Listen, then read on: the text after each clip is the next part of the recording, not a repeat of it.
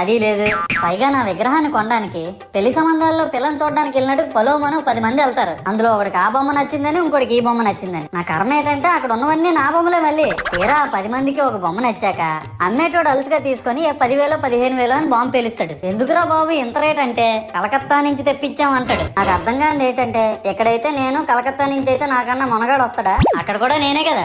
ఇలా నన్ను బజార్లో పెట్టి బేరం ఆడి నా మొహానికి ముసుగేసి వ్యాన్ ఎక్కిస్తారు. ఆ వ్యాన్ డ్రైవర్ గాడు నేనున్నానని కూడా చూడకుండా ఏదో ఆలోచించుకుంటూ డ్రైవ్ చేస్తా గతకల్లో గబ్బి గుబ్బి మని తించేసి నా కాల్లో చెయ్యి ఎరగొట్టేస్తాడు. ఈ విషయం చందాలు ఇచ్చిన చిన్నోళ్ళకి తెలిస్తే మళ్ళీ ఇరిగిపోయిన బొమ్మ పెట్టకూడదని ఏ బొమ్మ రాసి కవర్ చేసేస్తాడు. సరేలే జరిగిందేదో జరిగింది, నా భక్తులే కదా, కూల్ బ్రో అని చిల్లయ్యే లోపు నన్ను పందిర్లో పెట్టి ముసుగు తీసి నాకన్నా పొడుగుండే సౌండ్ బాక్సులు 2 నా చెవులు పక్కన పెట్టి డీజే గణేష్ బ్రో అని చెప్పి నా పాటలను కూనీ చేస్తారు. సరేలే పిల్లలు కదా, ఇప్పుడు కాకపోతే ఎప్పుడు ఎంజాయ్ చేస్తారు, కాసేపట్లో పూజ స్టార్ట్ చేస్తారని వెయిట్ చేస్తా ఉంటే ఆ 5 రూపాయల వ్రతకల్పన బుక్ చూస్తే